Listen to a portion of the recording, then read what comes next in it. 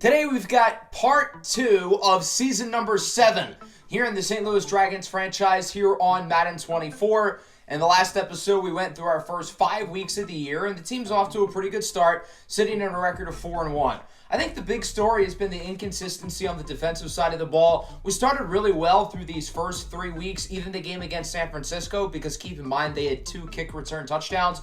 But over the last 2 games, our secondary has gotten carved up by Trevor Lawrence and Bryce Young.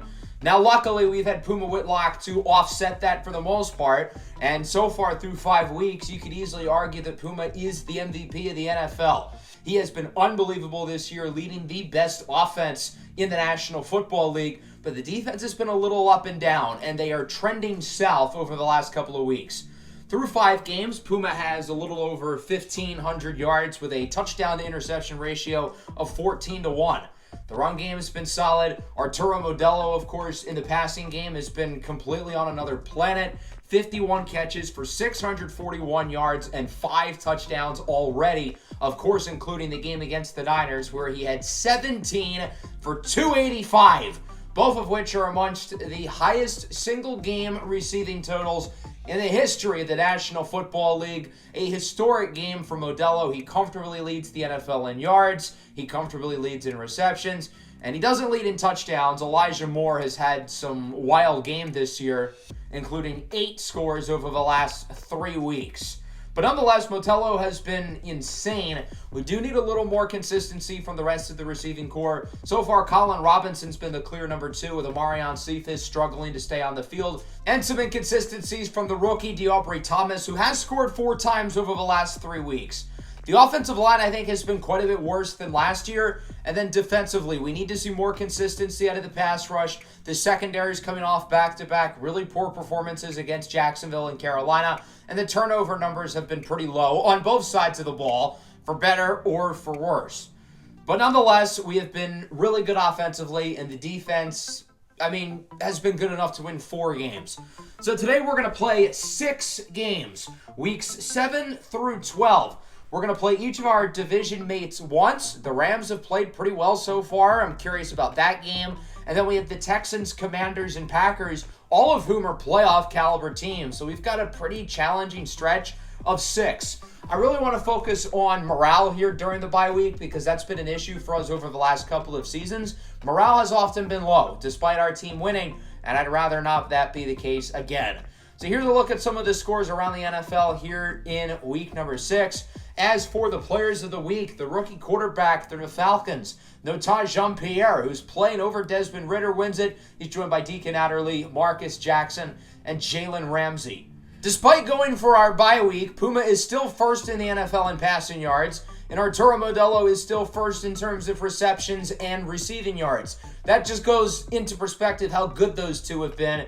And that brings us here to our Week 7 game against the Seattle Seahawks, who are off to another really bad start. They're 1-5. We beat them back in Week 2, of course, with their rookie quarterback, Zachary Bridger. But things have changed. In Week 3, Bridger tore his ACL, done for the year.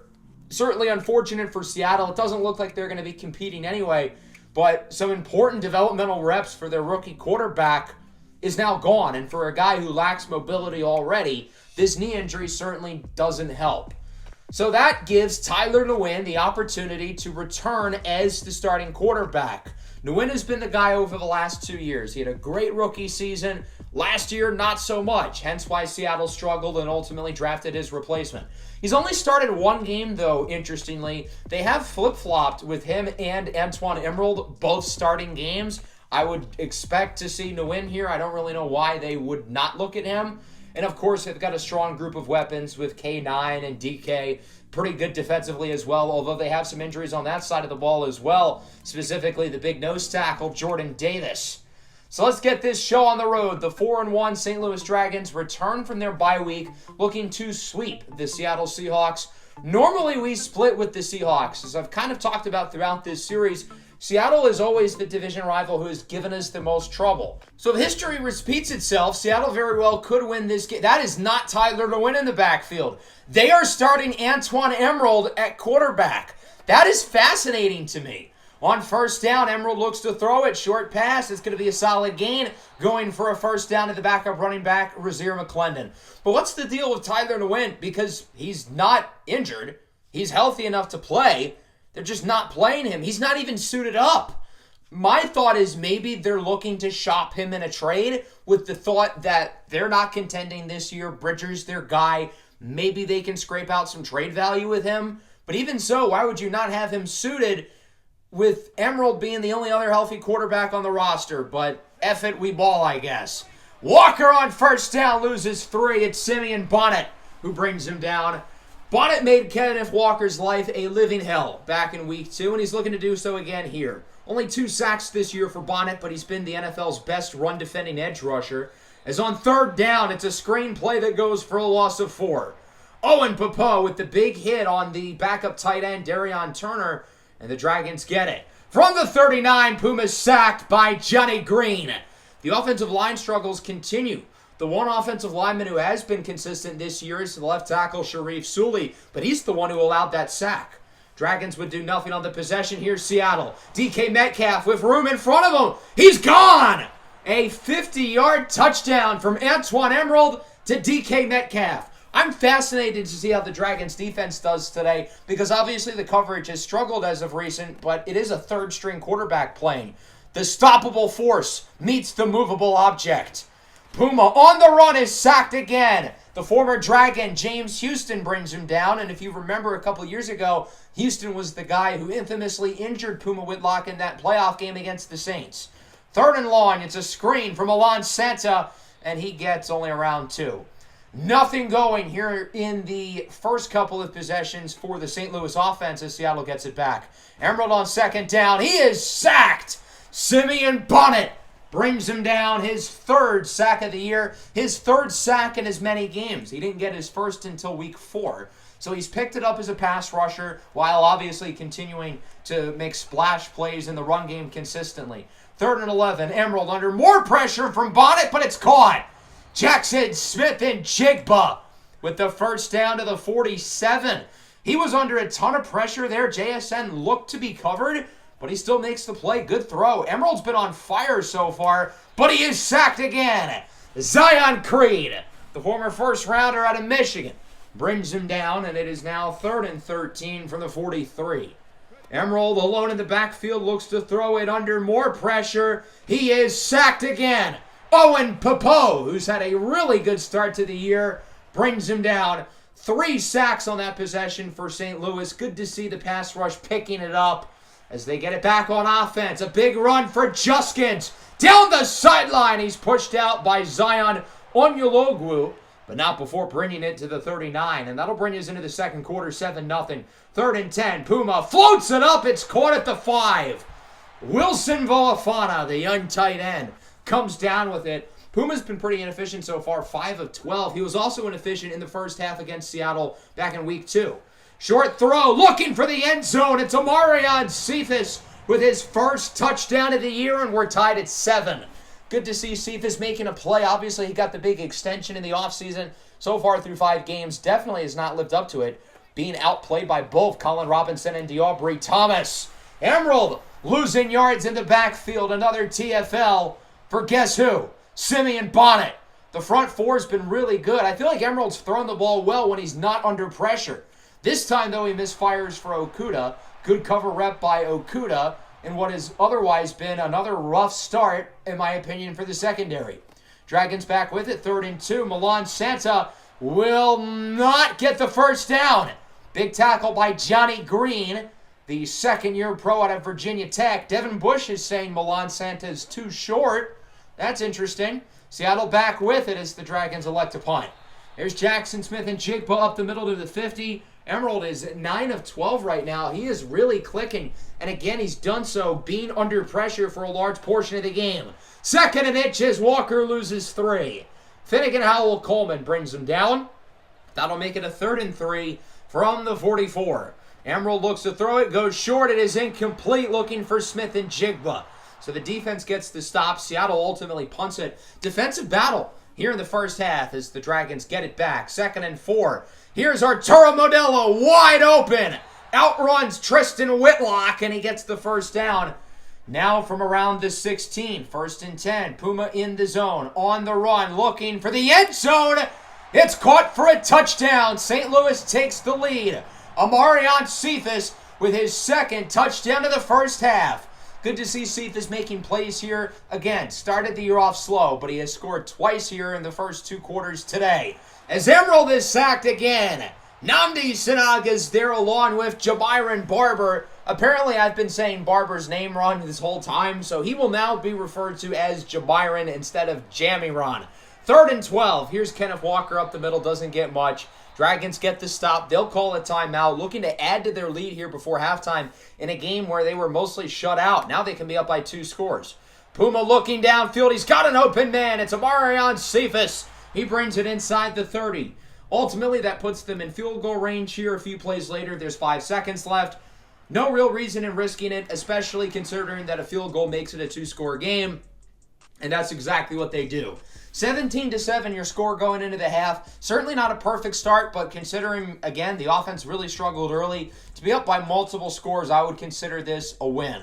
I still want to see a little more from the offense here in the second half, but Puma Whitlock definitely seems to be getting more comfortable. Defensively, the front unit has been unbelievably good so far. We're setting pressure, we're making plays in the run game. But when Emerald's gotten to throw the ball, he's been pretty effective, especially in the intermediate area of the field, which is where our coverage has struggled the most this year. St. Louis starts with possession of the football, 3rd and 13. Puma Whitlock under pressure, hit as he throws, took a shot in the backfield from another former teammate, Trenton Simpson. Seattle back with it. They forced the early 3 and out. They've got good field position. 3rd and 13. Antoine Emerald under pressure. He is sacked again. Simeon Bonnet, who had 2 sacks this year before the bye week, has 2 more today. That's 5 on the game for the team. St. Louis back with it. It's an RPO screen for Colin Robinson. Breaks the tackle. Pushed out of bounds at the 28. Big play after the catch there by Colin Robinson. 3rd down and 6 now. Puma looks to throw it under a ton of pressure. Short passes caught by Wilson Voafana, and he gets it to around the 6. Nice play there for St. Louis. Not an easy throw for Puma to make with 3 guys in his face, but he is successful. 1st and goal now. Juskins with room. Waltzes into the end zone for a touchdown. Darwin Juskins continuing a career year. And the Dragons have scored 24 unanswered. They lead by 17 with 2 to go here in the 3rd. Emerald looks to throw it. Short pass is caught. Here's a nice play after the catch. It's Turner who brings it to the 44. Wrapped up out of bounds by Cortez Navarro. Inside the 30, Seattle's offense appears to be in business once again. Antoine Emerald on 1st down looks to throw it. Under pressure. Floats it up. And DK comes down with it. Multiple defenders, including Bourgeois, had a chance there. Jalen Bourgeois still looking for that first career interception. That's probably the 20th time he's been close but didn't get it. Emerald on the run. What a throw for Jackson Smith at Jigba. That's a touchdown. He had like 3 guys near him for the sack, but does a really good job evading the pressure. It's a 2-score game. They might be back in it. That's a fumble. St. Louis holds on as it's out of bounds. It was supposed to be an RPO for Modelo, but Puma threw it behind him, and again, that is a fumble. 3rd and 6 after the loss of yardage. Puma on the run as an open man downfield. It's a 1st down for Wilson Voafana. Now from the 5. 3rd and goal. 5.5 to go. Puma on the run, scrambling under pressure. Sends it short for Arturo Modelo. He does not get it. He is wrapped up at the 1. 4th and goal. They're right there. They're going to try to punch this sucker in and go for it as Puma looks to call an audible. Are they going to run the ball or are they going to throw it here with 5 to go? Ultimately, it is a pass. Puma is dropped. Ryan Nada was the intended target. The Dragons are trying to pull a little trickery with Ryan Nada, who obviously is a defensive player, lines out on the field as a tight end. Nada's got pretty good hands. He should have caught it, and he was open. Ultimately, the Dragons will score anyway. It's a safety in the end zone. Owen Popo with the sack, his 2nd of the game. So this isn't a bad backup scenario because we score, we get the ball back, we're able to choose some clock. We would end up kicking a field goal as Seattle now gets it with around 20 seconds left. 2nd and 10. Antoine Emerald has plenty of time. Finally under pressure. He's sacked by Jabyron Barber, and that'll do it. 29-14, the Dragons win. Certainly wasn't the prettiest of games, but overall we took care of business against a bad team with a third-string quarterback, but they are still a division rival, and again, the Seahawks are a team who always give us a challenge, so not a game that we wanted to take lightly. Puma Whitlock wasn't spectacular, but he was certainly solid. As for Antoine Emerald, mixed game. I don't think the completion percentage tells the full story because I thought he was pretty good as a passer. He didn't turn the ball over. He was under a ton of pressure, though. The pass rush was great. The run defense was great. But the cover unit, again, was a little inconsistent. 10 for 100 on the nose for Modelo. First game without a touchdown. Amarion Cephas scored twice, though. I thought the offensive line was okay, and then again, the defensive line was brilliant. 4 TFLs for Bonnet. He had 2 sacks. Popo had 2 sacks. Barber had a big game. Really, everything went well for the pass rush, and hopefully they're able to keep that going. We do have a new injury, unfortunately, though, as Penultimo Barahona tore his abdominal. He will miss the next 3 games. This means the 4th-round rookie out of LSU, Deku Etienne, is going to play quite a bit as one of our main rotation linebackers. Here are the scores around the league in Week 7. As for your players of the week, Bryce Young, Justin Herbert, Quay Walker, and the rookie, Killian Dinted Chase. That brings us into Week 8. We're playing against the Niners, and as you can see, this NFC West looks quite competitive. Seattle's not good, but the Niners and the Rams have both significantly improved from last year. The Niners obviously lost to us early in the season. They started 1-3, but they've won 3 in a row. Seattle's not a very good team, but the Commanders and the Texans are both quite strong. So for now, it looks like Brock Purdy's job is safe here, but they still have Chance Montemolo behind him, along with the rookie Sasavila. Their skill position group, as we know, looks quite a bit different from last year, while they've tried to retain their defensive core with Nick Bosa, Fred Warner, and Talanoa Hufanga. The game in Week 3 in San Francisco ended up being very high scoring, 41-35. Keep in mind, they did have 2 kick return touchdowns, though. This week is the trade deadline, but we're not going to make any moves because we have no money. And we have restructured every possible contract that we can. As much as I would love to add another piece to the secondary, we do not have the money to do so. So unfortunately, no moves for the Dragons. We are standing pat with what we've got. And that brings us into Week 8. There's Arturo Modelo, who of course against the Niners earlier this year had 17 catches for 280 yards on their turf. He embarrassed them. The Niners might be best off triple teaming him today. San Francisco starts with it 3rd and 9. Purdy under pressure. He has to throw it away. It's Simeon Bonnet who leads the way with pressure, forcing an early 3 and out. As the Dragons get it, they're marching down the field pretty nicely so far, and it's 3rd and 10. Puma looks to throw it. Goes short. Milan Santa holds on, but it's only a gain of 7. Nice tackle there from San Francisco. Dragons ultimately elect to kick, and it's 3-0. So the Niners get it here from the 25 to start the new possession. Dexter Sanders with a block up the middle. Gets by Lucifer. Breaks the tackle from Navarro and gets 24 yards. A really nice run there for Dexter Sanders, who of course is the full-time back with Christian McCaffrey being traded away last year. 2nd and 4, now at the 14. Niners are moving it well. Purdy's under pressure. He is sacked. Zion Creed brings him down, but there is a flag. Illegal contact on the rookie, Deku Etienne, and the sack will not count. 2nd and goal now for San Francisco from the 9. Tight end in motion. Purdy, play action fake, looking for the end zone. It is dropped. What a hit by Deku Etienne. That ends up being the difference in 4 points. The Niners wouldn't convert on 3rd down. They'd have to kick. Big play there by the Rook. What a throw here by Puma Whitlock to Arturo Modelo. That was ballsy and probably should have been intercepted. It went right by the defender, perfectly into Modelo's hands. Up the middle, the rookie, De'Aubrey Thomas, nearly brings it into the end zone. He's wrapped up at the 1. The Dragons are getting close as they try to punch it in for the first time today. 1st and goal. Puma hands it off to the big fella, Jamiron Barber, for his first touchdown as a Dragon. The 6'7", 360-pound defensive tackle playing fullback is in with the score. I said when we signed him, I want to use him on offense. There aren't guys like him with that size and that athleticism, and there he is getting the touchdown. It's 10-3. Purdy on 3rd and 11 throws it away. Good start here defensively. The cover unit has been good. We haven't gotten a ton out of the pass rush yet, but the coverage has been quite good. 3rd and 8. Puma rolls out to the left under some pressure, looking for somebody to get open downfield. It's Amarion Cephas. He brings it to the 47 for a huge gain.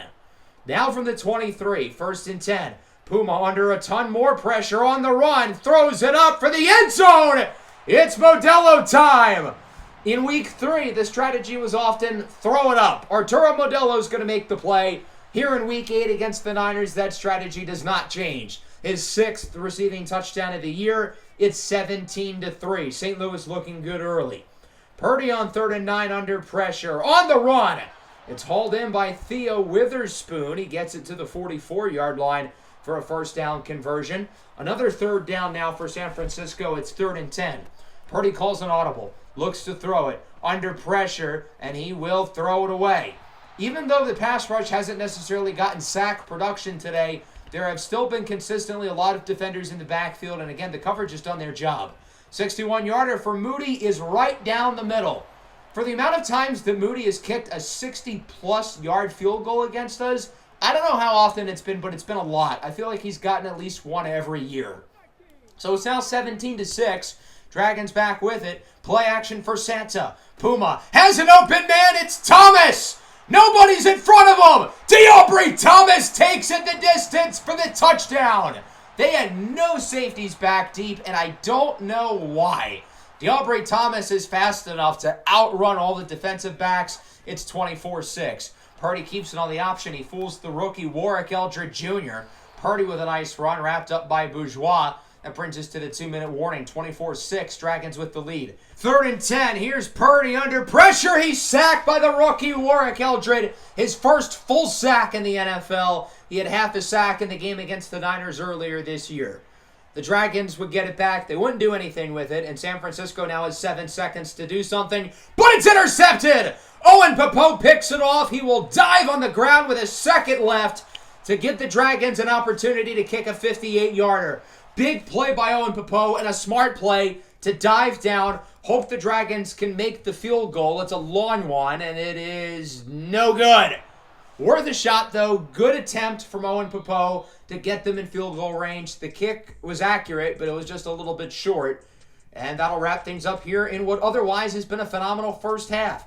24-6. The offense has been really good. The defense has been really good. 25 passing plays, 55 passing yards for San Francisco, while Puma Whitlock has carved their defense up. But we haven't really ran the ball well. Defensively, it's kind of weird. Over the last 3 weeks, quarterbacks have abused the intermediate area of the field. Emerald did it last week. Trevor Lawrence and Bryce Young as well. Brock Purdy's passer rating in the intermediate area is 10. But to give him credit, that's higher than it was in week 3 at halftime, where his passer rating was 7.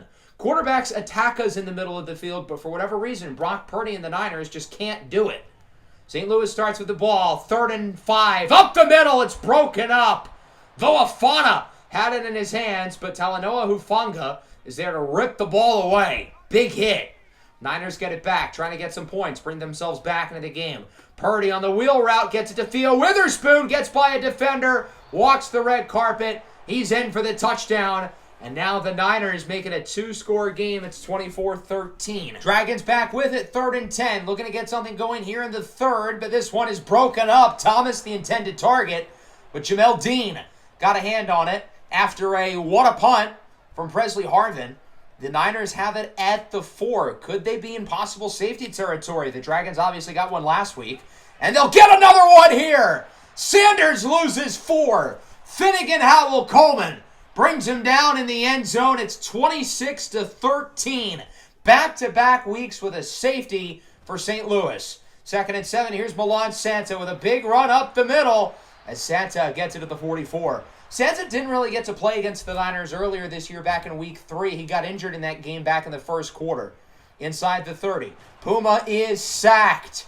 Brought down by Kylan Childs. It looked like Nick Bosa might have been there as well. First sack of the day for San Francisco. 3rd and 9. Play action. Short throw is caught. Nice grab by the rookie.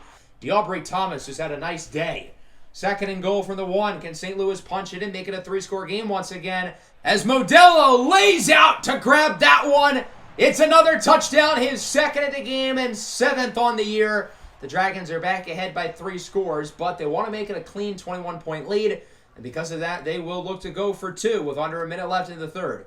Puma looks to throw it. He's in the zone. Modelo's in the zone. Now scrambles. He's going to try to run at it himself, and he does.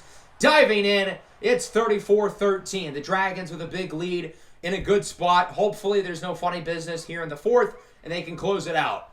3rd and 6. 10 to go in the third. Purdy's pass is way off the mark for Dexter Sanders. He was open too, but just a really horrible throw.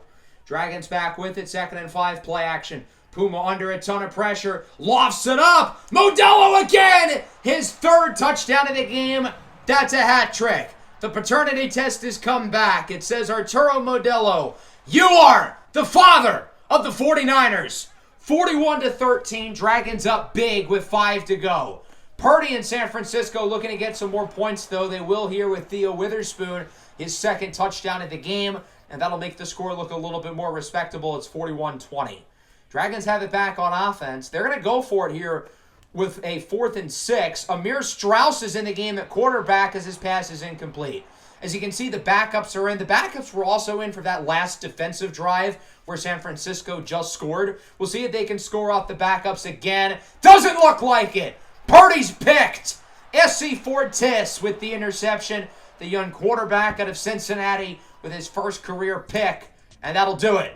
41-20, the Dragons win a blowout victory, so much so that we get to put the backups in for the last 5 minutes. The offense was really good. Modelo scores 3 times. The starting defense was quite strong. They only allowed 1 touchdown. Certainly a disparity in the quarterback play. Puma Whitlock, 325 yards, 4 touchdowns. Another day in the office. Brock Purdy, under 50% completion percentage. 2 touchdowns, 2 picks. Not his day. The coverage was a lot better than it's been.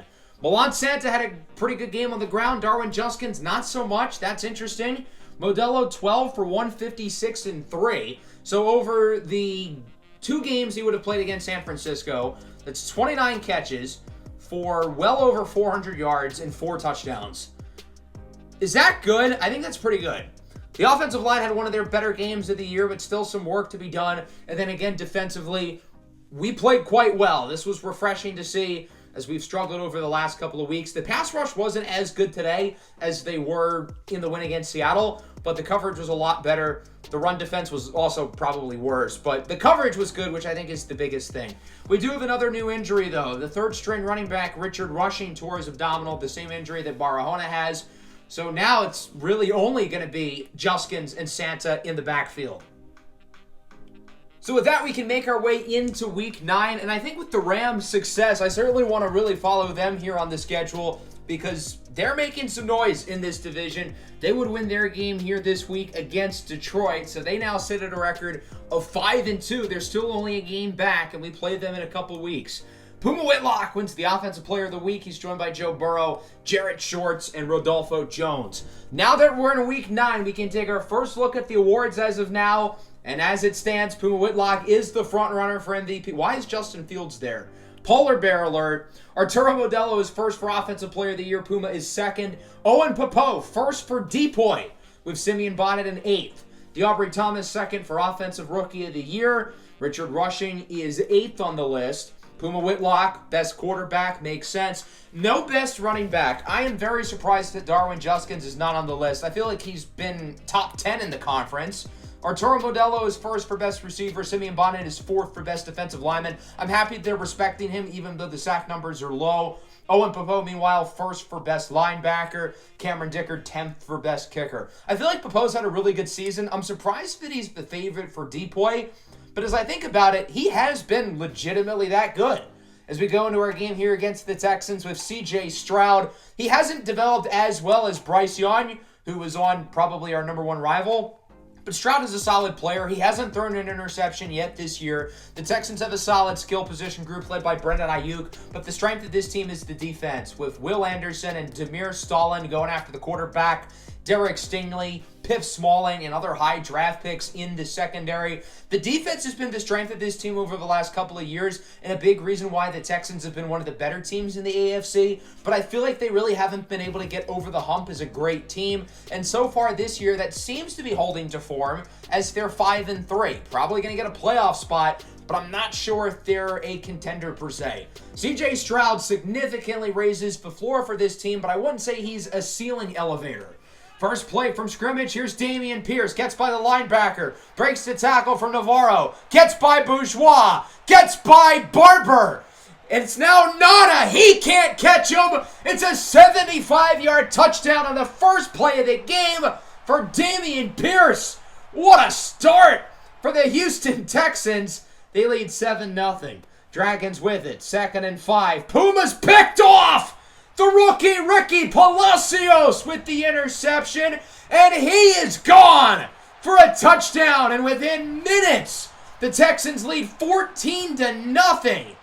What a disastrous start to this game. Just the second interception all year from Puma Whitlock. I guess that is two more than Stroud. That was nearly intercepted as well by Pip Smalling. Somebody tripped Arturo Modelo. That probably should have been pass interference, but oh well. On first down, Puma is sacked. Christian Banks, the nickel corner, former first rounder out of the University of Florida, as the struggles for the offense continue today. 2nd and 19, looking to get something going. It's Wilson Valafana who gets the first down, gaining 20. Finally, something good on offense. 3rd and 5 now, short throw, caught by Modelo. He dives in for the score.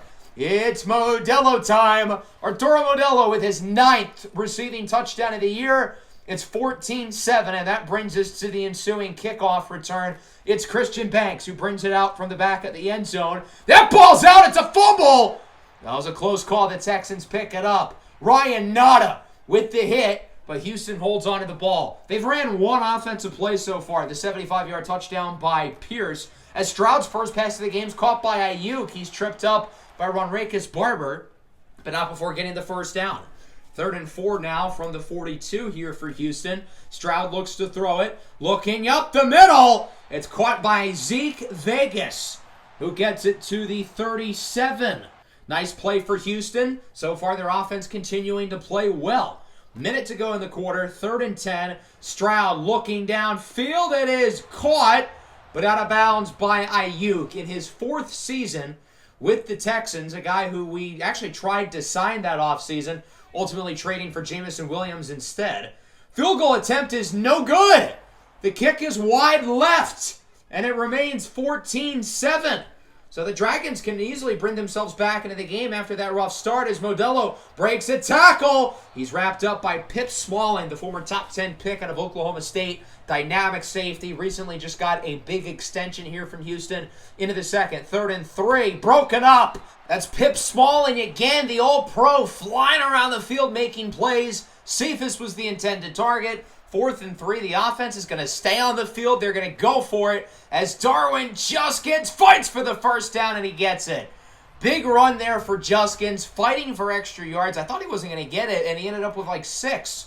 3rd and 10 now. Puma on the run under a lot of pressure, and he is sacked. Demir Stalin, Puma's former teammate at Ohio State, brings him down. And after all that, the Dragons are going to have to kick a longer field goal than they would have had they not gone for it on 4th earlier. The kick is good, though, nonetheless, so it's 14-10. Texans have it back, trying to make it a 2-score lead with under 6 to go in the half. Dameon Pierce to the right side with room. He is going to be pushed out by Navarro at around the 6. 2nd and goal. Stroud looking for the end zone. It's caught for a score. Ito Bowden, the young tight end out of Michigan State, makes the play, and the Texans lead 21-10. Houston continuing to play a really strong game early as the Dragons get it back. From the 35, Puma under pressure, sacked again. Will Anderson Jr., the dynamic pass rusher, brings him down, and the struggles up front continue with this lackluster offensive line play. 3rd and 11, it is caught by Amarion Cephas. He only gets around 8, though. Ricky Palacios, the rookie who had the pick 6 earlier, brings him down. Texans back with it, trying to make it a 3-score game, but Stroud is intercepted. Cam Lucifer picks it off, his 2nd of the year, and hopefully that can be a turning point here for the Dragons, who look to get some momentum on offense. 3rd and 10, Puma under pressure, hit as he throws, he's got Thomas. He outruns Smalling. He beats the next defender, and he is gone. 82 yards to the crib for the rookie. DeAubrey Thomas with the longest offensive play of the year. Puma's 2nd longest pass of his career. A homecoming game for Thomas, who played his college ball at TCU. He gets to show the family and friends what he can do. That brings us into the second half. We're still trailing, but we are gaining some momentum. I want to see more of the short passing game being utilized. And then defensively, the intermediate defense right back to struggling. Everybody except for Brock Purdy's been effective there. Puma throws it up on 2nd and 7. It's caught for a first down by Wilson Voafana to the 33. Good start here for the third quarter as the Dragons look to potentially take the lead.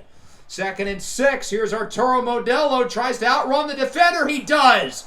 Back-to-back weeks of multiple touchdowns for Arturo Modelo, who only had 5 touchdowns through the first 6 games of the year, but he's now got 5 touchdowns over the last week and a half. 24-21, Dragons have the lead on third down. Short pass is caught just shy of the first down marker by Zeke Vegas. The Texans will punt it. St. Louis gets it back. They've got all the momentum right now. Is on 3rd and 9. Puma throws a screen into the ground. Will Anderson leads the cavalry into the backfield. Big stop for the Texans. They needed that one badly. 3rd and 11. Stroud looking downfield. It is caught. Nice grab by Vegas, who was hit hard. It looks like him and Bourgeois have some words as Stroud is picked again. Lucifer, his 2nd at the ball game. And the Dragons will get it back. Another takeaway from Cam Lucifer's 3rd interception of the year. Modelo wide open on 2nd and 8. He gets it to the 41. Puma saw that there was going to be no defender immediately guarding Modelo in man, so give him the ball quickly, and that play ends up working out. Nice throw down the field, threading the needle perfectly. It's DeAubrey Thomas who gets it to the 14. 3rd and 5 now from the 10. Play action for Juskins.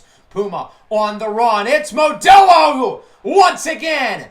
Back-to-back 3 touchdown games for Arturo Modelo. He's at 11 on the year. Again, he might not be the best receiver in the NFL. He might be the best player, period, in the league.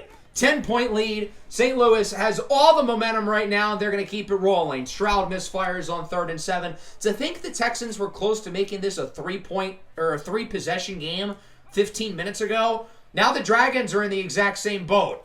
Puma on the run. Modelo wide open. Out of bounds at the 17-yard line.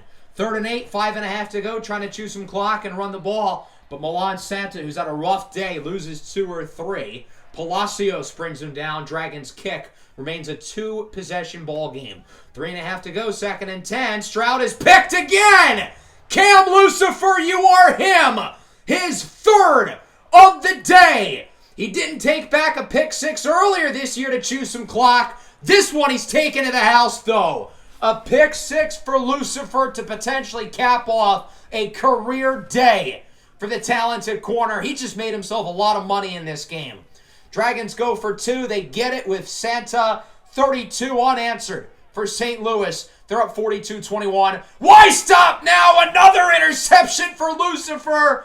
His 4th of the game that ties an NFL record. Where did this performance come from? I have seen some really good defensive back performances on this channel. We have been traded to some great DBs over the years. I don't think I've ever seen 4 interceptions in a game. 3 in 1 quarter, pretty much, no less. That was spectacular. Puma Whitlock had a strong game, 4 touchdowns, 1 interception. His Ohio State counterpart had 1 touchdown and 4 interceptions. And keep in mind, Stroud had 0 interceptions the first 8 games of the year. Our run defense was not good, but you know who was? Arturo Modelo, 8 for 119 and 3. DeAubrey Thomas had the best game of his career. And then defensively, we were really good. We allowed the 14 points early, one of which was on a defensive touchdown. But after that, the defense was incredible. Obviously, Cam Lucifer was pretty good. 4 interceptions is quite a lot. And Lucifer was really good in coverage as well. He's been great in coverage all year. A big difference from last season where he was very inconsistent, but he has continued to really find a home in the slot. Players of the week, Puma Whitlock wins it once again. He's joined by Trevor Lawrence, Cam Lucifer, obviously, who again ties the record. 4 interceptions in a game, most recently done by D'Angelo Hall. And then on defense, it is Ricky Palacios, who had a nice game with the pick 6. Lucifer, by the way, is now first for best defensive back in the NFC. To put things into perspective, he was not on the list last week. I hate how much interceptions matter in this game, but Lucifer does deserve it. He's been really good.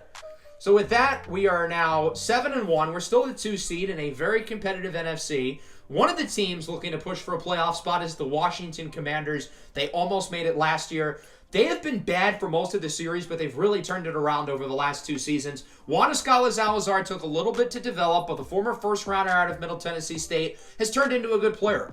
Markel Taylor-Williams has had a career ascension here in Washington. He's top 5 in the NFL in rushing. They still have Terry McLaurin and some other good players on offense. Defensively, they're led by Mustafa Nasir, the player drafted after Puma Whitlock in the 2024 draft. Austin Esco, former top 5 pick at linebacker. He's a good player. Caleb Farley, the former Dragon. Obviously, it didn't really work out with us, but Farley has found a home in Washington over the last 5 years, so much so that the Commanders franchise tagged him last year. So that brings us here into the 4th game of the day. The Dragons currently 7-1, a game ahead of the Rams for first place in the division. We play against the Rams next week, and then we are currently tied for the number 1 seed in the NFC with the Packers, who we play the following week. So the next 3 games, all of which are today, are pretty big ones.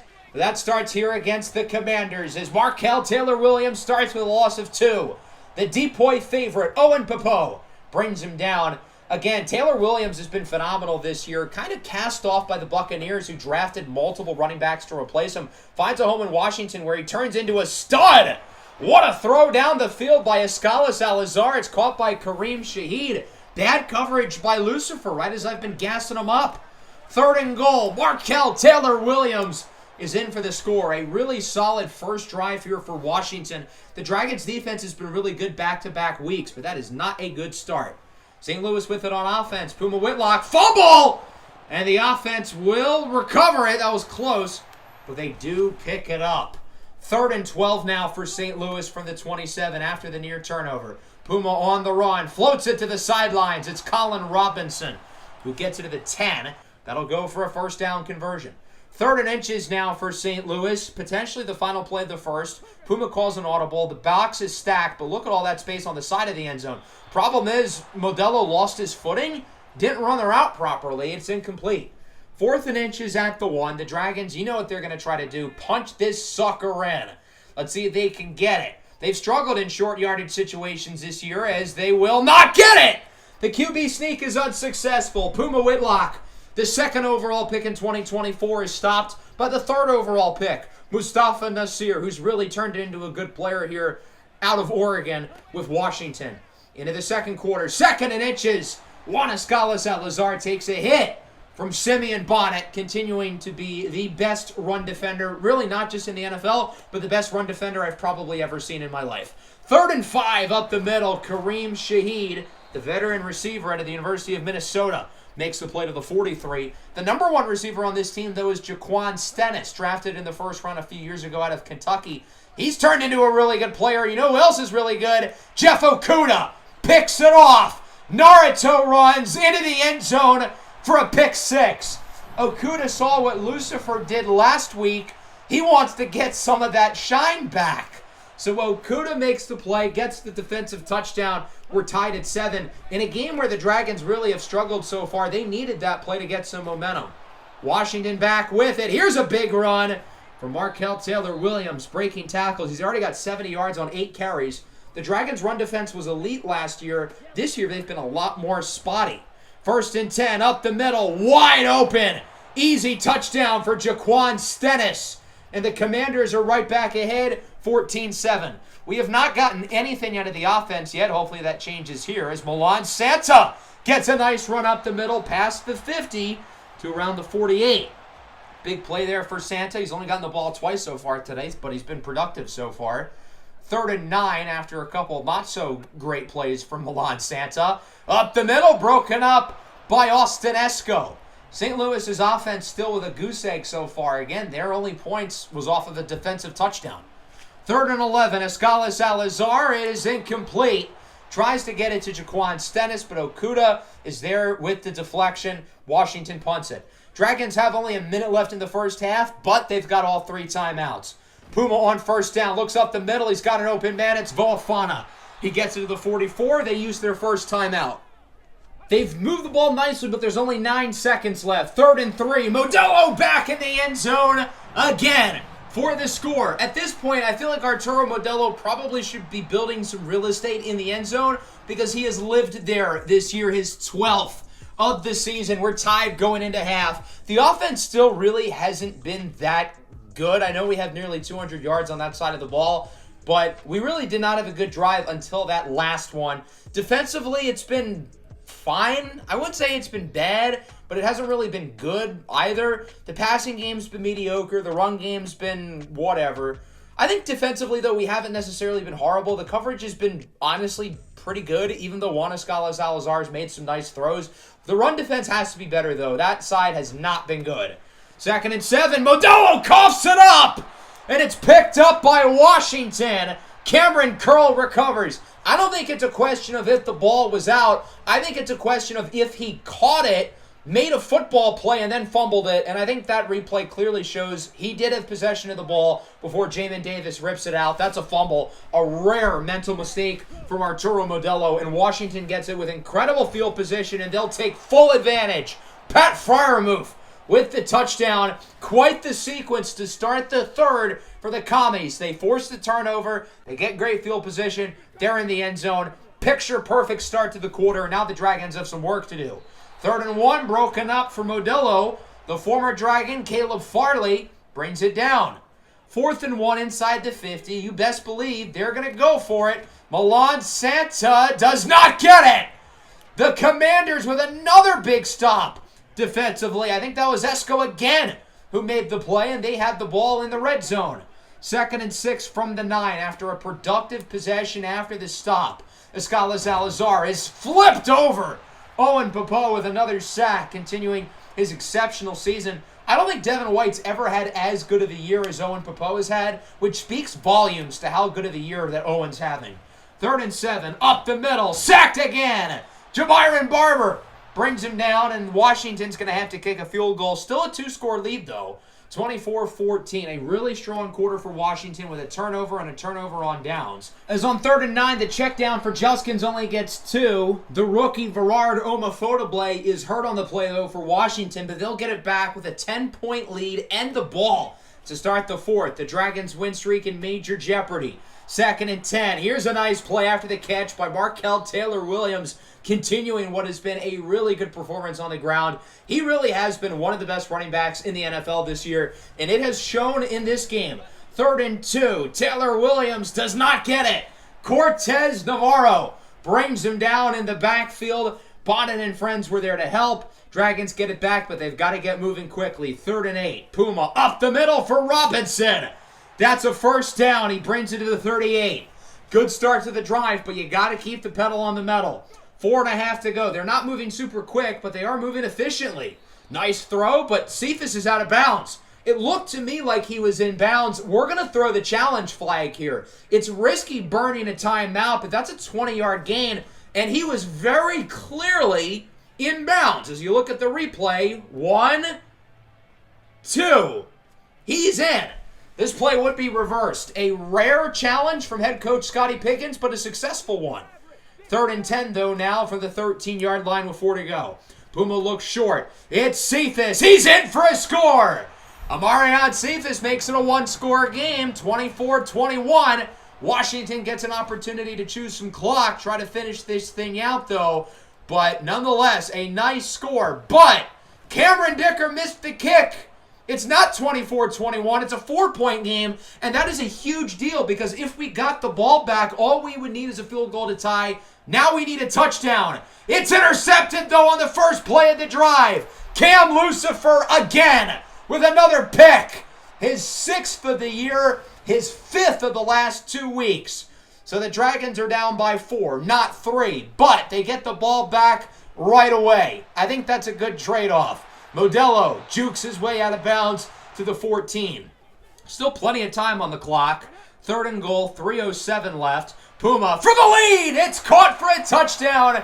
Arturo Modelo once again. 8 touchdowns in the last 3 weeks for Arturo Modelo. This guy is not human. 27-24, Dragons up. A huge 4th quarter comeback, but they need another stop defensively. Escala Salazar up the middle. Good start to the drive. He gets it to Kareem Shaheed. If Dicker didn't miss the extra point earlier, Washington would need a touchdown. But now, all they need is a field goal. Escala Salazar under pressure. He is sacked. Ryan Nada brings him down. Only a loss of 2, though. They're going to have to start moving quickly soon. Maybe not yet, but now that there's under 2 minutes left, time is going to start to be more of a focus.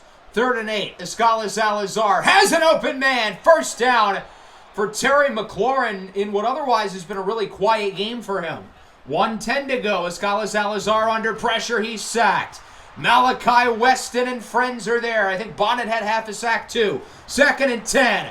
Bonnet's there. Barber's there. Another sack, and it's 3rd and 21. Escala Salazar under more pressure. He's sacked again. Barber's there. Warwick Eldred's there. 4th and 30. They got to go for it. No longer in field goal range. It's tipped twice and incomplete. 3 sacks during the final minute of the game gets Washington at a field goal range, and that ends up being the difference. 27-24. The Dragons survive. 4-0 on the day. We've won 5 games in a row. We now have a record of 8-1. This was a game that we really probably should not have won, but the big interception by Lucifer late, followed by the 3 sacks there at the end of the game. Our defense was clutch. They weren't perfect, but they were clutch. Puma Whitlock with a strong game, 274 yards, 3 touchdowns. His passer rating on the year still goes down, which speaks to how good he's been. I was impressed with Escala Salazar. I know that he had the 2 interceptions, but I thought he played a pretty good game. Markel Taylor-Williams definitely played a good game. Their rushing offense was a lot better than ours. 9 for 88 and 2 touchdowns for Modelo. Kind of a quiet game for his standards. Cephas played well. Shaheed played well. Stennis played well. And then defensively, we had a number of guys really step up. Jamiron Barber had been his best game of the year. 4 TFLs and 2 sacks. 3 for Popo. Eldred had 2. Bonnet had 2. And all of these guys had at least 1 sack as well. The entire defensive line was in the backfield that last possession. Got to give them a ton of credit. Simeon Bonnet, by the way, is now a full 99 overall. He wasn't a 99 run stopper, interestingly, which is the biggest strength of his game, but he is now at the peak of his powers. And the good thing about this is once he starts to regress in 2 or 3 years, he's now going to have a couple skill points built up. So his regression is probably going to be slower than some of our other really good players. We do unfortunately lose our starting left guard, Delvin Scarimer, the rookie, to a torn labrum, but Penultimo Barahona will be coming back. Here's a look at the scores around the league. The Rams and the Packers both ended up winning this week, so we don't make up any ground in the conference. Jeff Okudah wins Player of the Week along with Stanley Cubbage Jr., Patrick Mahomes, and Gregory Rousseau. So that brings us here to our matchup against the Rams, and they're a really confusing team for me because last year they were one of the worst teams in the NFL. They fire Sean McVay. Aaron Donald retires. They really go all in on this rebuild. They also had Nick Chubb retire, and all of a sudden they're really good. They're 7-2. They don't have that great of a roster. Their point differential is pretty mediocre. Their offense is in the bottom third of the NFL. They're a defensive team. Even though they lost Aaron Donald, they haven't really missed a beat. But now they've got to play against the best offense in the NFL, their biggest challenge yet. The winner of this game will have first place in the division, so there's a lot at stake. The Rams have won all these games with Gavin Hennessy at quarterback. The second-year pro out of Alabama had a rough rookie year, and statistically, he's been even worse this year. It makes no sense. He has not been good, but they're 7-2. They are winning games, so you have to give them a little bit of credit. They have a new old running back with Christian McCaffrey in the backfield. DeAndre Washington is their top receiver. Cooper Kupp's been gone for a couple years. Cam Shakaby, of course, a strong tight end. They've got some solid players, especially on the defensive line. Really good pass rush, led by the number 1 pick, Malik Moses, who's developed really well. He's already an 87 overall. The pass rush is definitely the strength of this team, and they also have a really good secondary. But still, I don't see how this team is 7-2.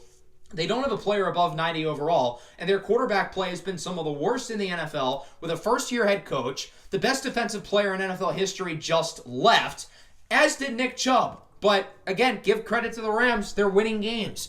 We played against Gavin Hennessy once last year. He actually played really well, a game that we ended up losing back in Week 5. Easily our worst loss of the season last year. We haven't played the Rams since. We're trying to make a statement here on the first play of the game. Downfield, it's picked!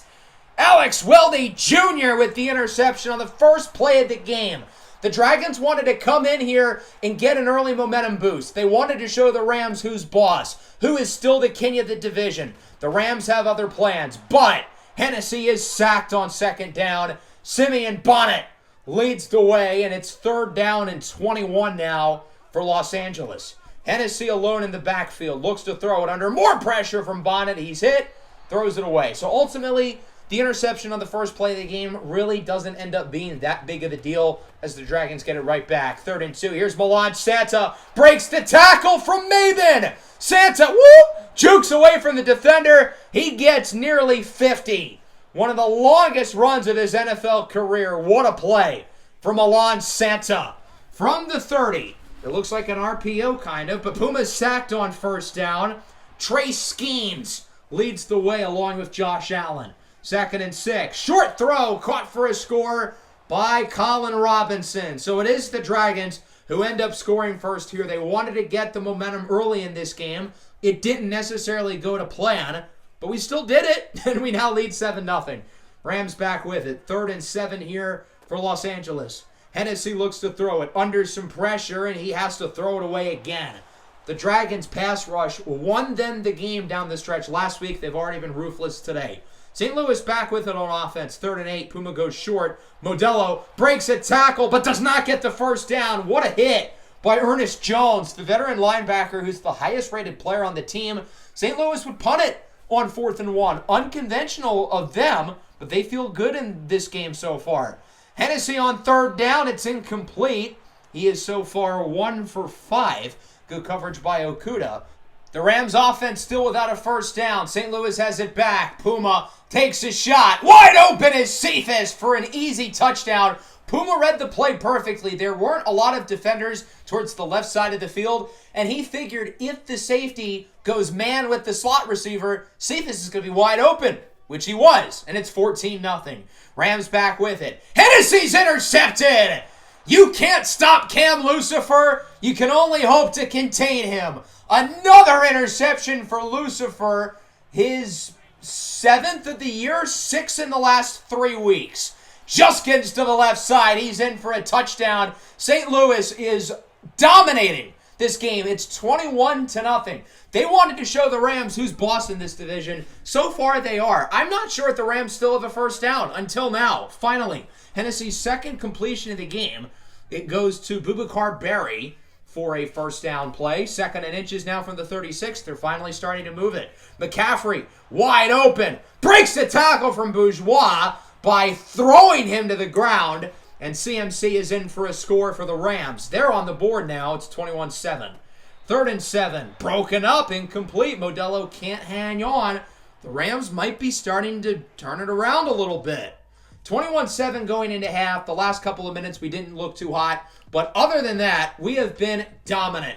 Trying to show the Rams that, hey, just because you're 7-2 doesn't mean you're all that. Hopefully we can hold on here in the second half. The run game's been good. The passing game has been pretty good. Puma hasn't been the most efficient. He's missed a couple throws, but overall we've thrown the ball well. Gavin Hennessy, meanwhile, has not. They also haven't ran the ball well. They really haven't done anything well on offense. As Hennessy floats it up, he's picked again. Ronricus Barber makes a perfect play on the ball. The Rams needed to get something going here early in the 3rd. Not throw an interception 4 seconds into the quarter. But that's what they're going to do instead. Dragons back with it. Milan Santa up the middle gets 4. He's hurt. That's not good. He has had an awesome game. I think he's already at like 80-some yards. It's knee cartilage tear. For Santa, he will not return. Got to assume that's a multi-week injury, which sucks because I feel like he's really coming along. With no Richard rushing, Darwin Juskins is the only healthy running back. He loses yards on 3rd down. Ernest Jones brings him down, and the Dragons would ultimately punt the ball. 3rd and 2 for the Rams. Here's Hennessy under a lot of pressure from Bonnet. Throws it away. St. Louis with the stop. The Rams being in field goal range will not kick. They're going to go for it. Being down by 14, honestly, I like the aggressiveness.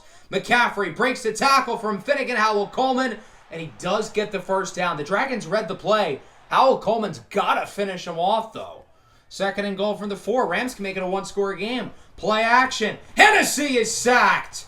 Jabril Fofana brings him down. Got injured in practice this week. Still playing, battling through an injury as he's in the backfield to make the play. Gets the Rams away from the goal line. 3rd and goal from the 11. Hennessy looks to throw it under pressure. Sacked again. Simeon Bonnet brings him down. And after all that, the Rams are going to have to kick a field goal. It's 21-10. St. Louis back with it. Here's Puma Whitlock under pressure, gets it to Modelo, and he will get injured. That's not good.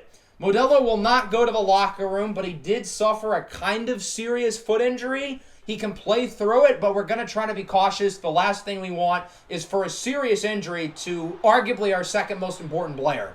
So now someone like D'Aubrey Thomas is going to be on the field pretty much every play.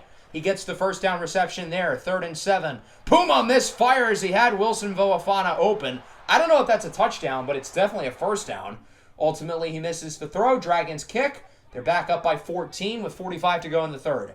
Hennessy play action, sacked again. Simeon Bonnet with 2.5 sacks. We've waited through the sack production to get there with him, and it has. Since week 3, he's gotten at least 1 sack in all but 1 game. I'm pretty sure the matchup against the Texans is the only one where he didn't get one. But he's not done! Bonnet back in the backfield on 3rd down. He's got 3.5 sacks today, and that leads to a punt. Dragons back with it here in the 4th, 2nd and 11. Darwin Juskins evades the tackle after the reception, and he brings it to the 30. Nice play there for Juskins, who again has big responsibility, getting all the snaps here at running back the rest of the way. From the 30, Puma takes his shot for the end zone. It's caught by Modelo. That was a risky throw. That felt like kind of the heat check moment for Puma Whitlock. 25'3", step back off your back foot, and he drains it. What a throw. It's 31-10. On 3rd down, the Rams do not get much of anything. I think they might have lost yards. Nada with the play. 4th and 4. We're late enough in the game to where they are going to go for it. Hennessy's pass is caught for a first down, though, so they will keep the chains moving, as it's Romeo Doubs, who normally plays really well against the Dragons. Today, not so much. To be fair, nobody on this offense has really played well, though. It's not just him. 3rd and 3, broken up. Good coverage by Ronrakis Barber. Barber started the year off slow, but I give him credit. I feel like he's really improved as the year has gone on. 4th and 3, CMC breaks the tackle from Owen Popo. A rare missed tackle for Popo, and it is a first down for the Rams. They again keep the drive going. 3rd and 10. Gavin Hennessy looks to throw it. Has all the time in the world now. Finally under pressure, he throws it away. What excellent coverage by the Dragons defense. Nobody was open for a good 10 seconds. Way to hold. 4th and 10. Rams will go for it once more. Hennessy for the end zone. Flag on the play. It's tipped and incomplete for Doubs, but the Rams are going to keep the ball. Roughing the passer, a late hit on Nnamdi Sanaga. It's an automatic first down for the Rams. Their 3rd 4th down conversion of the possession. 2nd and 10. It's Ayusotu in for a score, and it's 31-17. The Rams are now going to go for the onside kick, hanging on for dear life, and it's recovered by the big fella, Jamiron Barber, and ultimately the Dragons would chew the clock for the next 4 minutes. They win this game 31-17.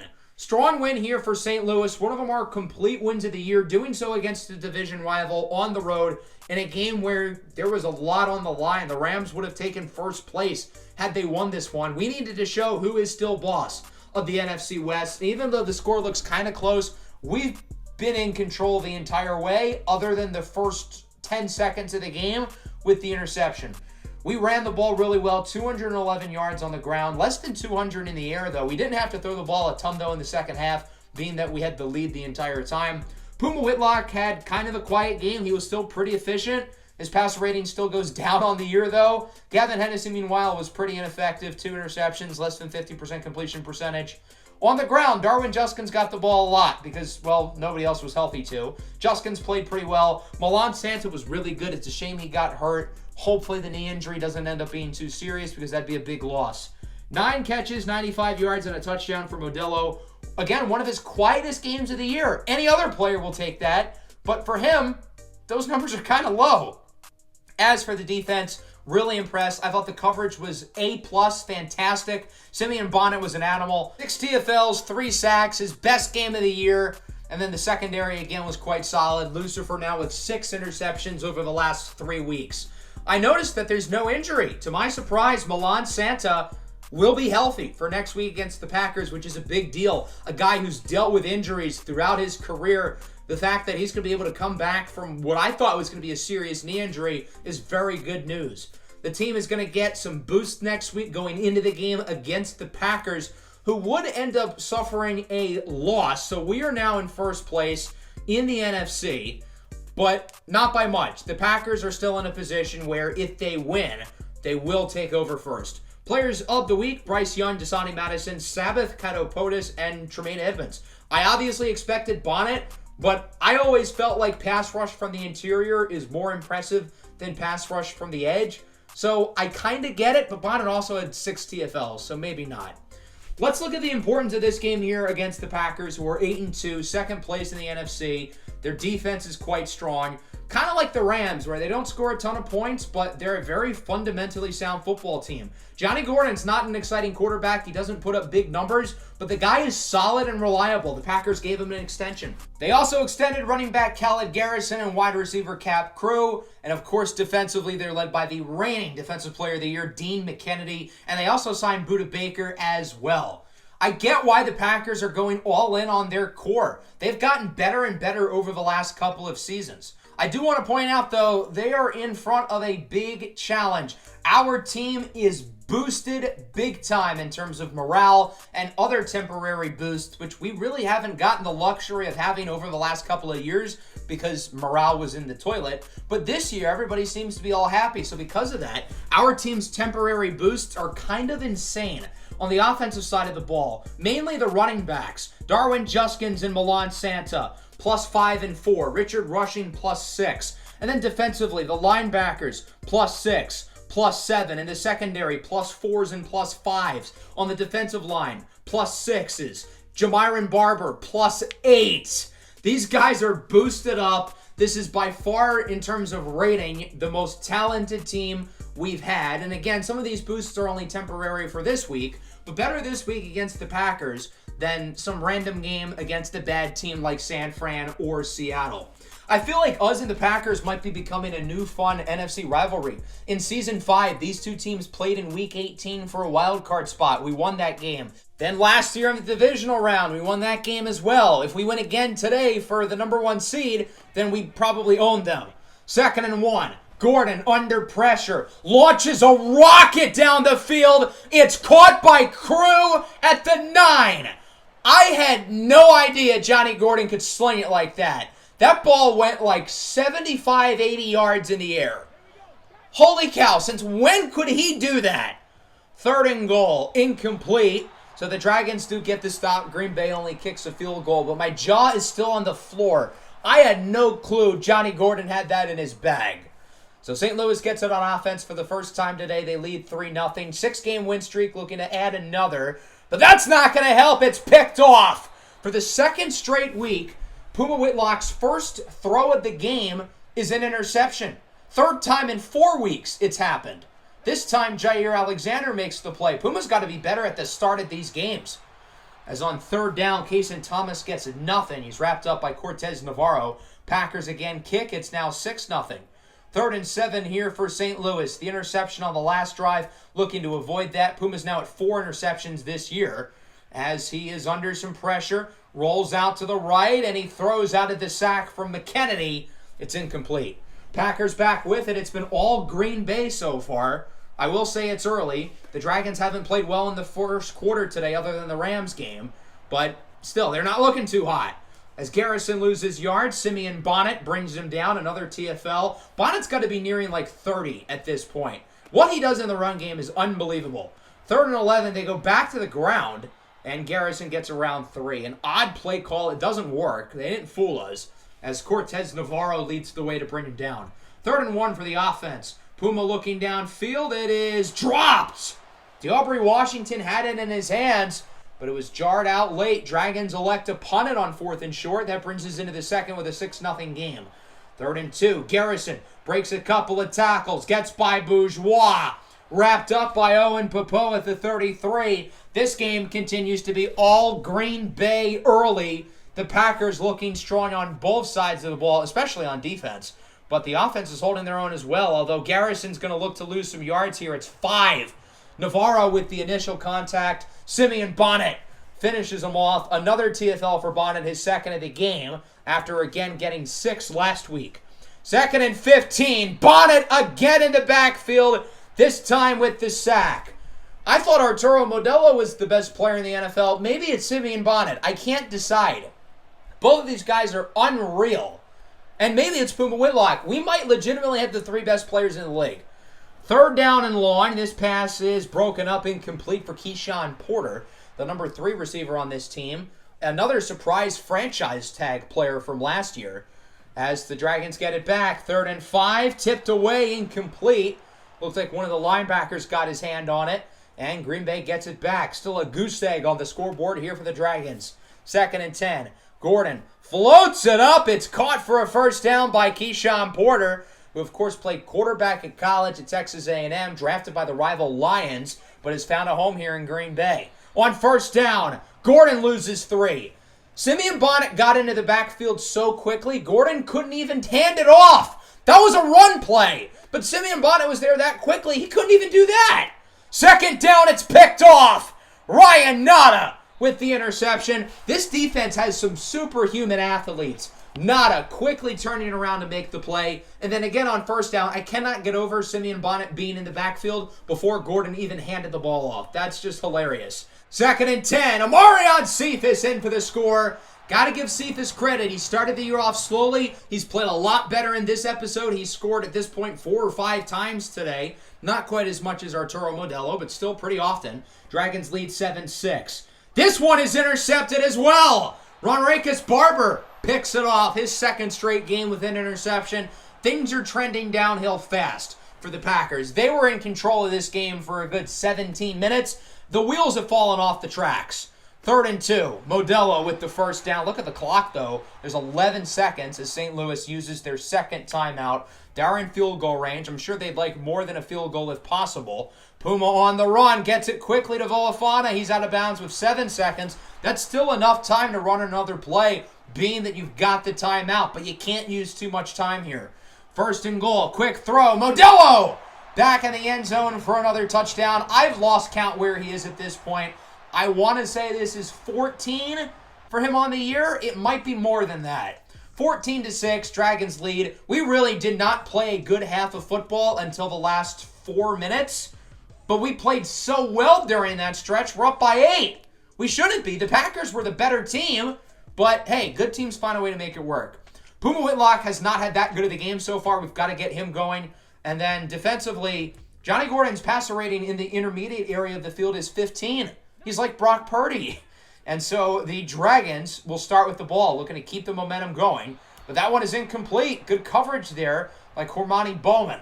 The rookie Thomas was the intended target, the two of them with words to exchange after the play as the Packers get it back. Still an 8-point game. 1st and 15. Floats it up, nearly intercepted again, but instead it's the veteran George Kittle. He's bounced around since being traded from San Francisco last year, ends up in Green Bay, pairs up with Sam Laporta. It kills me not seeing Laporta start, but as long as I don't have to see him in a Packer jersey, I can live with it.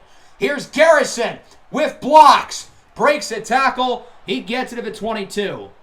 I feel like Garrison had an up and down first half. He had some really big runs, but really wasn't consistent on a play-to-play basis. The Packers are definitely going to look to get him going here in the second half. 3rd and goal, open in the end zone. Cap Crew with the touchdown. They are a 2-point try away now from tying the game at 14. We'll see if they can punch it in. Gordon will look to throw it. He's under pressure from Creed. Scrambles with it on the run. Got it! Keyshawn Porter in the back of the end zone. We're tied at 14. I thought Gordon was going to run it in for a second, but he's not the fastest. I see why he wanted to avoid that. So now we're knotted up. Packers are right back in it. They've got some momentum back. Here's Cephas wide open. He's out of bounds at the 48. There was one guy to cover those 2 receivers on the left side of the field. Puma knew Cephas was going to be wide open in the flats, and luckily Cephas got blocks to turn it into a good play after the catch. 2nd and 10. Robinson can't hang on as Milan Santa is hurt again. This time a dislocated elbow for Santa, and once more I feel like it's a multi-week injury. 3rd and 10. Touchdown! DeAubrey Thomas with an impressive score. It comes at a sacrifice with Milan Santa getting hurt. But, nice play there by the rookie. Dragons back ahead, 21-14. Final play of the 3rd. 3rd and 6. Gordon's pass is caught. That goes for a first down and then some. Jukes away from Bourgeois and is decked by Ronrakis Barber. Competitive game going into the fourth between the two best teams in the NFC. 21-14 Dragons lead over Green Bay. 3rd and 3. Kittle hangs on for the first down. Everybody's running in circles on the defense. He brings it to the 18-yard line for a first down.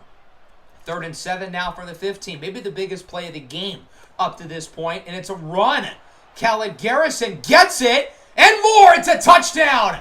This time the Dragons do not expect the run on 3rd down, and well, they probably should have. 21-21 under 5 to go. 3rd and 10, play action for Juskins. Puma has it to the sideline for a first down. Amarion Cephas, who's having another really good game. He's been the go-to guy today over Arturo Modelo, interestingly. 3rd and 10. Puma looking for Cephas again. He's got it to the 2. Amarion Cephas, playmaker, having his best game of the year, nearing the century mark in yards. 3rd and goal. St. Louis looking to punch it in. It's a pass. Puma under pressure. Goes short for Juskins. He is stopped at the 1. What do you do here on 4th and goal in a tie game? Punch it in. You can be up by 7. It's tempting, but given the situation of the game, I feel like you got to take the points. I get we're this close, but just make sure you get the lead. Our defense has played a pretty good game, especially the pass defense. Trust them to get a stop and win this game. So that's what we're going to do. The run defense hasn't been so good, so because of that, the Packers are going to look to exploit it. Another big run for Garrison. He's over 150 on the night. Under 3 to go now. 2nd and 10. Gordon's pass is caught by Kittle, and he brings it to the 36. Green Bay's moving it. All they need is a field goal to tie the game.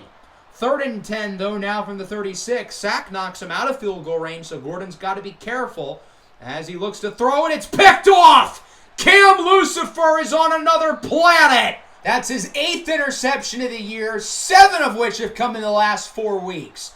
Our quarterback's going to learn not to throw the ball his way. He is on fire. 3rd and 5. Juskins does not get it. Green Bay gets the stop. They'll get one more chance. They're out of timeouts, but all they need is a field goal to tie. Gordon on the first play is picked off again. Cam Lucifer is unbelievable. 2nd interception of the game. His now 8th over the last 4 weeks. His 9th of the year. That's going to end the game. Dragons win at 24-21. Cam Lucifer is unreal. 1 year ago, we were talking about this guy being burnt toast in coverage, losing us games. Now he's winning his games with his takeaways while being good in coverage simultaneously. Puma Whitlock had his worst game of the year. He wasn't bad, but for his standards, he really wasn't that great against the strong Packer defense.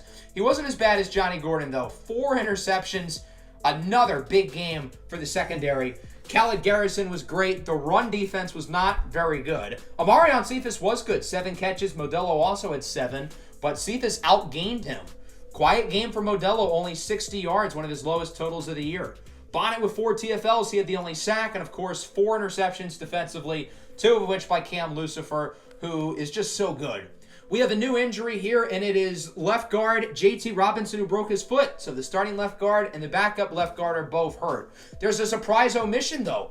Milan Santa, again, has suffered knee cartilage damage and dislocated his elbow over the last 2 weeks. But he's going to play through it, or he just recovers that quick. He's a dog, clearly. That's how we're going to wrap up the episode. 6-0 today. Really good showing. I was very impressed by the defense. I thought we were really good on that side of the ball. Obviously, Cam Lucifer was ridiculous. How did he not win Player of the Week? It goes to Austin Esco. He's joined by Callaghan October, Jeremiah Targel Jr., and Joe Burrow. So I'm intrigued here by the Defensive Player of the Year race. We've got Bonnet, Lucifer, and Popo in 1st, 2nd, and 3rd. And to be honest, I think that's the correct order. I think that's where those guys belong. And for Offensive Player of the Year, we had Puma and Modelo at the top spots.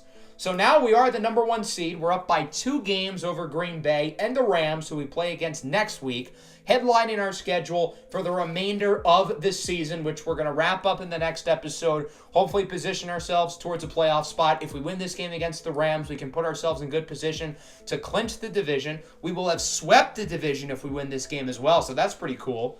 Hope everybody enjoyed. Make sure to leave a like and subscribe to the channel if you are new. Peace out.